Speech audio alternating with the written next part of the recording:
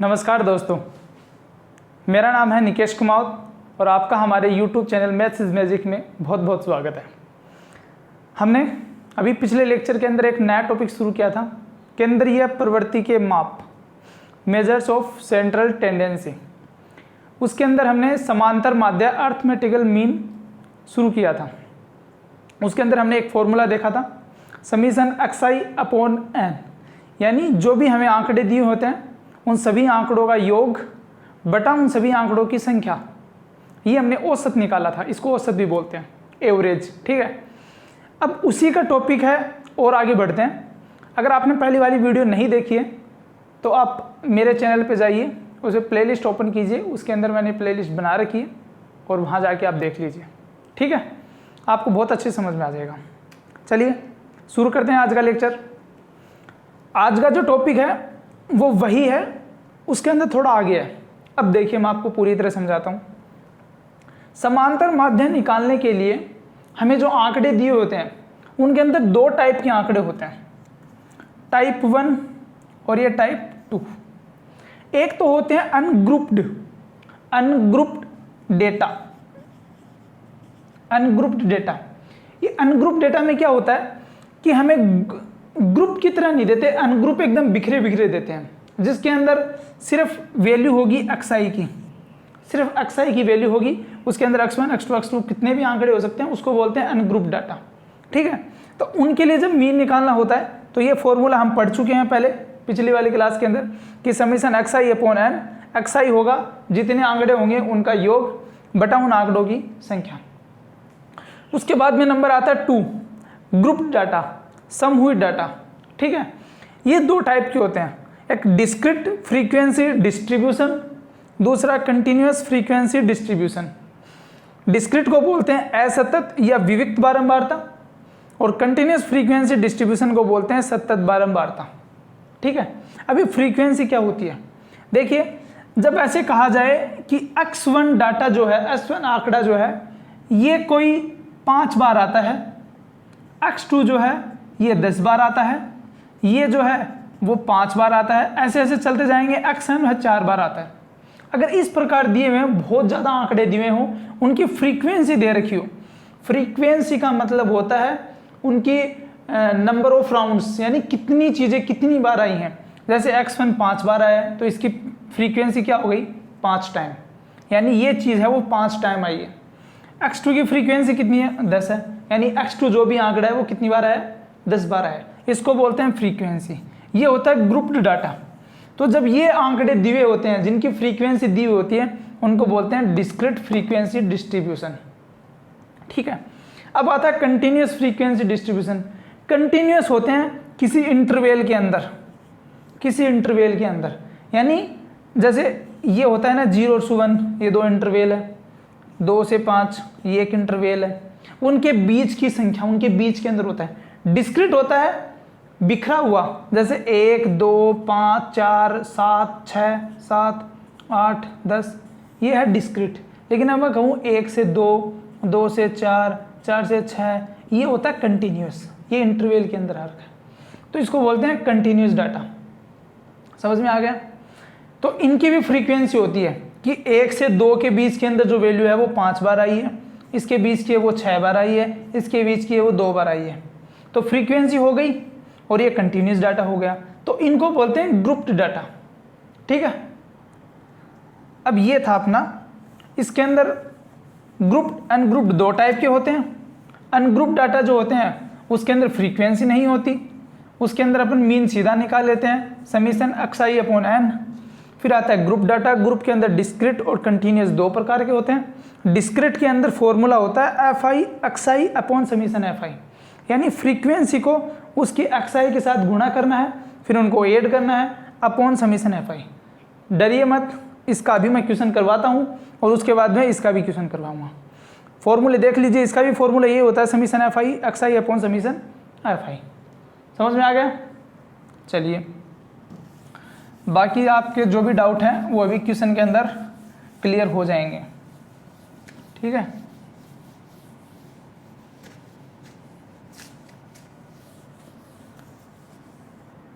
चलिए अब देखते हैं क्वेश्चन।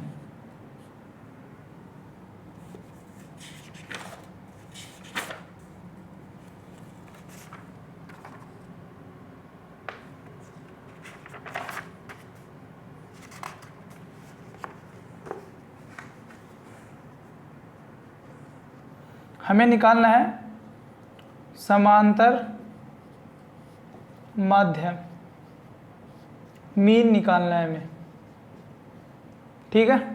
उसके अंदर हमें दे रखा है x। देखिए अभी हम पढ़ रहे हैं डिस्क्रीट वाला। कौन सा पढ़ रहे हैं? डिस्क्रीट डिस्ट्रीब्यूशन, असतत पढ़ रहे हैं, ठीक है। उसके अंदर करने का तरीका क्या है? पहले अक्साई जो है, अक्साई यानी जो भी आंकड़े दिए हुए हैं उसको पहले कॉलम में लिखना है। जैसे कि क्वेश्चन के अंदर दे रखा है 1 2 3 4 5 और 6। उसके बाद में f दे रखा है 2 5 6 4 2 और 2, ठीक है। इसका हमें समांतर माध्य निकालना है। देखिए अब इसके अंदर होता है क्या है, ये सारे क्या है? xi है। ये xi है, x1 x2 x3 x4 x5 और x6। ये f1 f2 f3, यानी इसको यहाँ पे fi लिख लो, यहाँ xi लिख लो, ठीक है। अब देखिए हमें क्या निकालना है? समांतर माध्य। डिस्क्रीट के लिए डिस्क्रीट क्यों हुआ? क्योंकि 1 2 3 4 सीधी सीधी वैल्यू आ रही है, यानी ये डिस्क्रीट हो गया। और ग्रुप इसलिए हुआ क्योंकि यहाँ पे fi दे रखी है, फ्रीक्वेंसी, f का मतलब फ्रीक्वेंसी दे रखी है, तो एक ग्रुप डाटा का डिस्क्रीट पार्ट हो गया, यानी असतत हो गया, ठीक है। इसके बाद में इसका फॉर्मूला क्या होता है? डिस्क्रीट का फॉर्मूला क्या होता है? मीन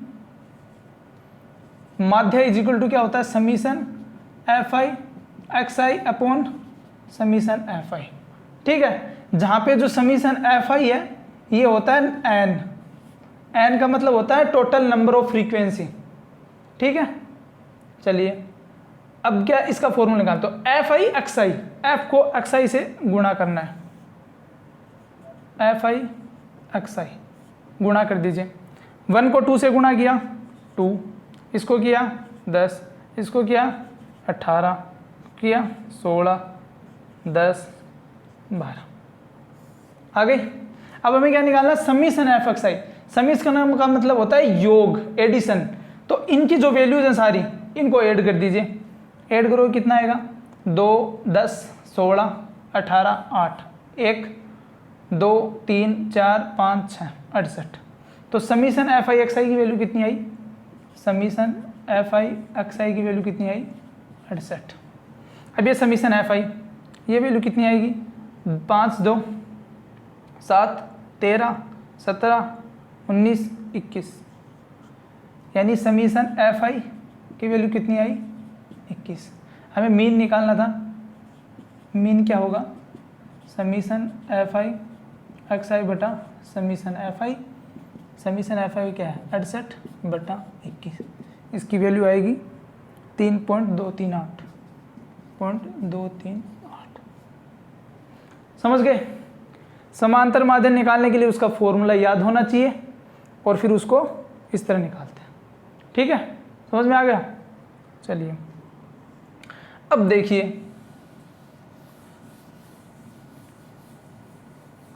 अब इसके अंदर एक मजेदार चीज बता दूं मैं आपको।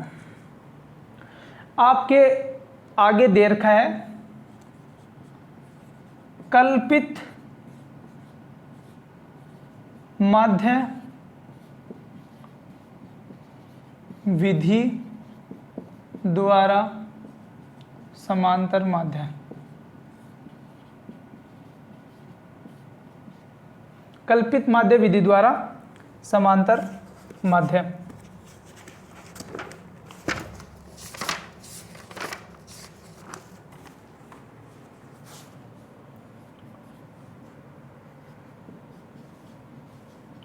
Arithmetic mean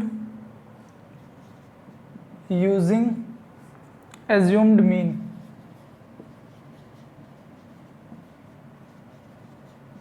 assumed mean, assumed mean जो होता है उसको बोलते हैं कल्पित माध्य। एज्यूम का मतलब होता है एजम्पशन, मानना, अपने द्वारा मानना, कोई चीज को लेट करना, मानना, उसको बोलते हैं एज्यूम्ड मीन, कल्पित माध्य, ठीक है। इस विधि के द्वारा समांतर माध्य निकालना है। किसके लिए? डिस्क्रीट के लिए। डिस्क्रीट के लिए यानी असतत के लिए, असतत के लिए। ये विधि कब यूज करते हैं? देखिए यहां आपके पास जो आंकड़े थे वो बहुत आसान थे, सरल थे, छोटे आंकड़े थे। इसलिए आपने सीधा इनको गुणा कर लिया और उनका ऐड कर दिया। अगर आपके पास आंकड़े बहुत बड़े दिए गए हो, बहुत बड़ी संख्याएं दी गई हो, तो आप आसानी से उनको मल्टीप्लाई नहीं कर सकते और उनको ऐड करने में भी काफ़ी टाइम लग जाता है, काफ़ी प्रॉब्लम्स होती हैं और हो सकता है आपका सॉल्यूशन में कहीं ना कहीं दिक्कत आ जाए और गलत हो जाए। इसलिए एक विधि हमारे पास और होती है, शॉर्टकट विधि बोल दीजिए या फिर एक सरल माध्यम की विधि बोल दीजिए, जिसके द्वारा समांतर माध्यम निकाला जा सकता है। ये विधि असतत डिस्क्रीट के लिए भी होती है और यही विधि सतत के लिए, कंटिन्यूअस डिस्ट्रीब्यूशन के लिए भी होती है। तो अभी हम पढ़ रहे हैं डिस्क्रीट डिस्ट्रीब्यूशन यानी असतत बारंबारता, उसके लिए पहले हम पढ़ेंगे कल्पित माध्य विधि। उसके बाद में जब कंटिन्यूअस के लिए आएंगे तो उसके लिए ये विधि भी पढ़ेंगे आसान वाली और कल्पित माध्य विधि के द्वारा भी पढ़ेंगे। तो अभी हम पढ़ रहे हैं डिस्क्रीट के लिए, ठीक है। तो डिस्क्रीट के लिए जो सरल वाली थी वो अभी देख ली, उसके अंदर सीधा फॉर्मूला है समीशन एफ आई एक्स आई, इसको गुणा करना है, इसका समीशन करना है और बटा में समीशन एफ आई का भाग देना है। हो गई। इस विधि से कैसे करेंगे? इस विधि का जो फॉर्मूला है वो है mean X bar is equal to A plus summation F I D I बटा समीशन एफ आई, ठीक है। जहां पे जो ए है वेयर जहां A is equal to assumed mean, कल्पित माध्य, और जो डी आई है, एफ आई तो आपको पता है क्या है, फ्रीक्वेंसी है, और डी आई जो है वो क्या होगा, एक्सआई माइनस ए। एक्सआई जो आंकड़े दिए होंगे वो ए जो अभी ऊपर माना है एज्यूम्ड मीन, ये डी आई होगा। ये इसका फॉर्मूला है, ये याद रखना। ये तब निकालते हैं, अब फिर से एक बार बता रहा हूं, ये फॉर्मूला तब यूज करते हैं जब आंकड़े काफी बड़े दिए रखे हो, बहुत कॉम्प्लिकेटेड हो, इस सरलता से आसानी से वो हल नहीं किया जा सके, उस टाइम इसको यूज करते हैं। आप इसके लिए भी ये यूज कर सकते हो, कोई दिक्कत नहीं है। आप दोनों विधि में से कोई भी विधि कभी भी किसी टाइम यूज कर सकते हो। लेकिन अगर एग्जाम के अंदर आपको दिया हो कि कल्पित माध्य विधि के द्वारा ही समांतर माध्य ज्ञात कीजिए, तो आपको यही यूज करना होगा, ठीक है। चलिए समझ में आ गया। एक क्वेश्चन करते हैं।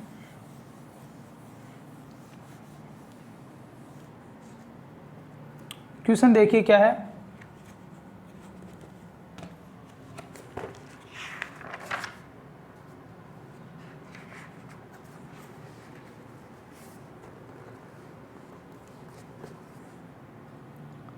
एक्सआई जो है वो आपको दे रखा है 5, 10, 15, 20, 25, 30, 35,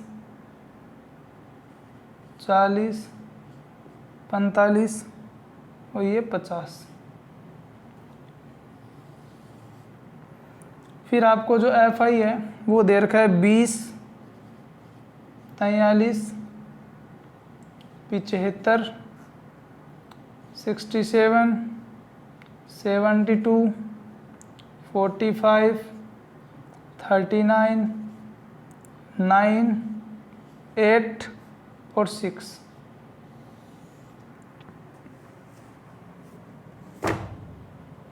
देखिए ये फॉर्मूला याद रखना, मैं इसको मिटा रहा हूँ। अगर आपको नोट करना हो वीडियो को बैक कीजिए, पॉज कीजिए और अपने नोटबुक में नोट डाउन कर लीजिए, ठीक है। देखिए मैंने आपको बताया कि इसके लिए ए मानना पड़ता है, एज्यूम्ड मीन निकालना पड़ता है। तो एज्यूम मीन कौन सा निकालोगे? मीन निकालना जो है वो एक्सआई के अंदर से निकालते हैं। कौन सा? जो कि उसका एवरेज लग रहा हो आपको। आप 5, 10, 15, 20, 25, 30, 35, 40, 45, 50, 5 से 50 तक है। इसके बीच की संख्या कौन सी है? लगभग 25। तो 25 के राउंड में आप 25 भी मान सकते हो, 20 भी मान सकते हो और 30 भी मान सकते हो। लेकिन अगर आपको साफ साफ दिखाई दे तो आप इसको एज्यूम्ड मीन मान लिए, कोई फर्क नहीं पड़ता, खास ज़्यादा फर्क नहीं पड़ता, थोड़ा बहुत ऊपर नीचे आंसर आता है लेकिन चलेगा वो। लेकिन आपको अगर आपको सही आइडिया लग रहा हो तो एज्यूम्ड मीन 20 की वैल्यू रखनी है, जो एवरेज निकलता हो, ठीक है। मान लिया ए जो है वो आपका क्या है? 25 है, ठीक है। चलिए अगला, अगला निकालना डी आई। डी आई क्या होगा, अक्साई माइनस ए, अक्साई माइनस ए। अक्साई कौन सा है, 5, ए क्या है 25, तो 5 में से 25 गए -20, ठीक है। 10 में से 25 गए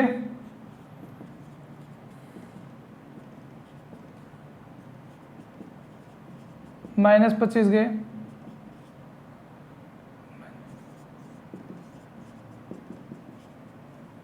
0,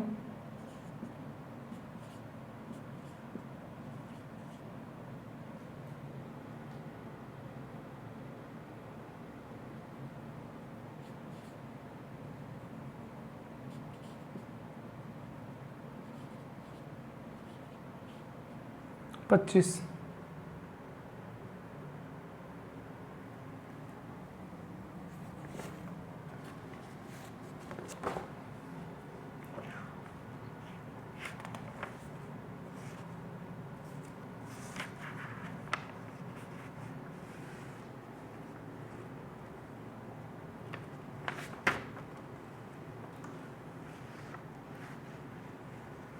देखिए इसके अंदर आपका आंसर क्या आएगा। अब आपको क्या निकालना है, F I D I, F I D आई आपका यही तो था, एफ आई डी आई। अब आपको क्या करोगे, इसको इससे गुणा करो, कितना आएगा 2 दूनी 400, इसको इससे गुणा करो,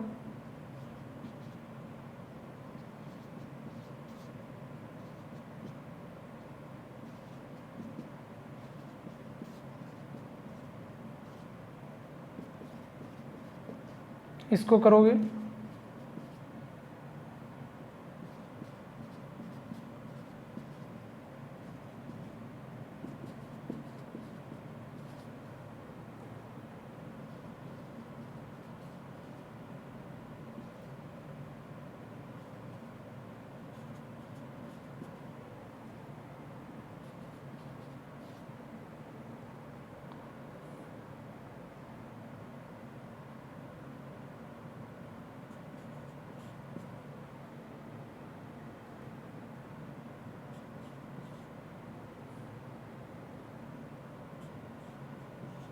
ठीक है।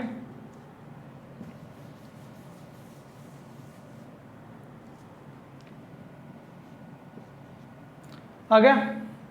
अब देखिए एफ आई डी आई, मैंने फॉर्मूले में आपको क्या बताया था कि जो मीन होता है वो क्या होता है, A plus sigma F I D I बटा सिग्मा एफ आई, ठीक है। यहाँ आपका ए जो है वो क्या है 25 प्लस, अब सिग्मा एफ आई डी आई निकालना है आपको, तो सिग्मा एफ आई डी आई के अंदर इसको सभी को जोड़ दीजिए। ये कुछ माइनस की वैल्यू आएंगी, ये पॉजिटिव वैल्यू आएंगी, दोनों को जोड़ोगे तो कुछ ना कुछ एक वैल्यू आएगी, ठीक है, बटा समीशन एफ आई, इनको सभी को जोड़ दीजिए, इनको सभी को जोड़ोगे जो आंसर आएगा वो यहाँ रख दीजिए और इसको सोल्व कर लीजिए।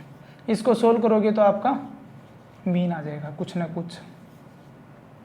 अब आपके अंदर एक सवाल आएगा कि सर इसको हमने गुणा किया, एफ आई को इसको गुणा किया, इससे अच्छा हम इसी को गुणा कर लेते, नहीं क्या, सही बात है कि भाई आप अगर इसको गुणा करते तो ज़्यादा आसान रहता, आप इसको गुणा करते तो ज़्यादा आसान रहता, ये तो काफ़ी हार्ड हो गया इसको करने से। लेकिन इसके अंदर एक दूसरा फॉर्मूला यूज होता है कंटिन्यूस के लिए, वो मैंने आपको अभी नहीं बताया इसलिए मैंने उससे नहीं किया क्वेश्चन। जो कंटिन्यूस के लिए है उसका यूज करते हैं, ऐसे क्वेश्चन के अंदर उसका यूज करते हैं। क्यों करते हैं वो जब कंटिन्यूस का पढ़ाएंगे तब बता दूंगा, ठीक है। अभी मैंने ये इसलिए बताया है कि फॉर्मूला कैसे यूज होगा और कैसे उसको काम में लेते हैं वो ही बताया, समझ गए। तो इसके अंदर हमने यूज कैसे लिया है वो कुछ इस तरह लिया है। अब कंटिन्यूस के लिए आएगा तो मैं बताऊंगा यहाँ कंटिन्यूस का क्यों यूज हुआ, ठीक है। चलिए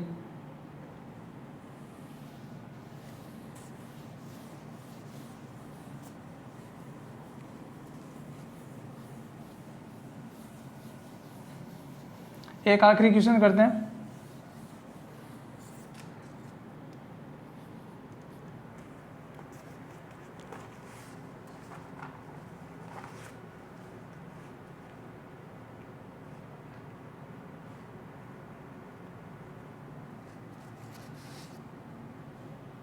क्वेश्चन है, हमें मीन फाइंड आउट करना है।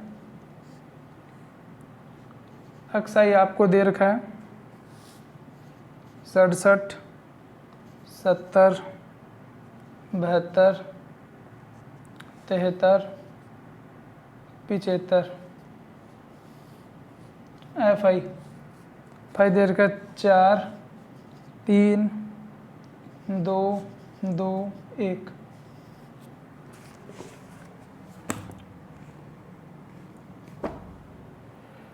ठीक है, देखिए हम इस क्वेश्चन के अंदर, अभी डिस्क्रीट है, ये डिस्क्रीट है, फ्रीक्वेंसी दे रखी है मतलब ग्रुप्ड वाला है, तो इसका जो मीन होगा वो क्या होगा, समीशन FI, जो x बार होगा वो क्या होगा, समीशन FI XI बटा समीशन FI, यही होगा। तो आप या तो इसको सीधा FI XI से गुणा कर दीजिए, ऐड कर दीजिए, उसका भाग लगा दीजिए, पहला मेथड।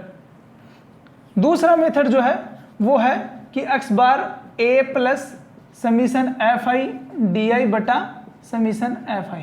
आप कहोगे सर ये तो कोई काम का नहीं है, बड़ा काम का है। देखिए अब कहाँ आएगा, जब आपकी फ्रीक्वेंसी, याद ढंग से सुन लेना, जब आपकी फ्रीक्वेंसी छोटी आई यानी कम आई साइज में, जैसे 4, 3, 2, 1 कम है, छोटी साइज की है। पहले वाले के अंदर क्या था, 50, 67, 42, 75, 73 बड़ी संख्याएं थी। जब आपकी फ्रीक्वेंसी छोटी आई तो आपको ये यूज में लेना है। जब आपकी फ्रीक्वेंसी बड़ी आई तो आपको कौन सा काम में लेना है, कंटिन्यूस विद वन कंडीशन। उसके अंदर एक कंडीशन है, वो कंडीशन हम कंटिन्यूस वाले के अंदर पढ़ेंगे तो बता देंगे। तो फ्रीक्वेंसी इसमें कम है और ये बड़ी है, इसका मतलब हम ये क्वेश्चन, ये जो फॉर्मूला है वो यूज कर सकते हैं। तो इसके अंदर हमें एज्यूम्ड मीन मानना पड़ेगा। एज्यूम्ड कौन सा मानेंगे, 67, 70, 72, 73, 75। तो आप इसको 72 भी मान सकते हैं और 70 भी मान सकते हैं। ठीक है, चलिए मान लीजिए आपने इसको क्या माना, 72 माना। ठीक है, 72 माना, तो A इज इक्वल टू क्या आ गया आपका, 72 आया। अब निकालना है DI। DI क्या होता है, XI माइनस A होता है, XI माइनस A। XI में से क्या होगा, 67 माइनस 72 क्या आएगा, माइनस का 5, 70 माइनस 72 क्या आएगा, माइनस का 2, 72 माइनस 72 क्या आएगा, 0, 73 माइनस 72 क्या आएगा, 1 एंड 75 माइनस 72 क्या आएगा, 3। ठीक है, अब निकालिए FI DI। अब कहोगे सर आप तो बहुत आसान हो गया, माइनस का 20, माइनस के 6, 0, 2, 3। चलिए अब क्या करना है, समीशन FI DI यानी इनको ऐड करना है, समीशन FI DI, इनको ऐड कर दो। तो ये क्या आएगा, माइनस के 26 और इधर से क्या आएंगे 5, तो 26 में से 5 गए, माइनस के 21 बचे, तो ये क्या आएगा, माइनस के 21। अब ये समीशन FI जोड़ दो, समीशन FI कितना आएगा, 4, 3, 7, 8, 9, 9 और 1 10, 10 2 12, ये आ गया 12। तो आपका जो मीन होगा वो क्या होगा, A कितना था 72 प्लस समीशन FI DI कितना है, माइनस का 21 बटा FI कितना था 12। अब आप इसको सोल्व कर लो, 12 लघुत्तम ले लो, 72 को 12 से गुणा, माइनस 21, फिर इसको सोल्व कर लो, ये आपका मीन आ जाएगा। समझ गए। इस तरह आपको ये यूज में लेना है, ये आसान कर देता है। बड़े जो आंकड़े होते हैं उनको आसान करने के लिए ये विधि सबसे ज़्यादा यूजफुल होती है, क्योंकि इसके अंदर आप आराम से इसका आंसर जो होगा वो आएगा, नोट कर लेना आप 70.25।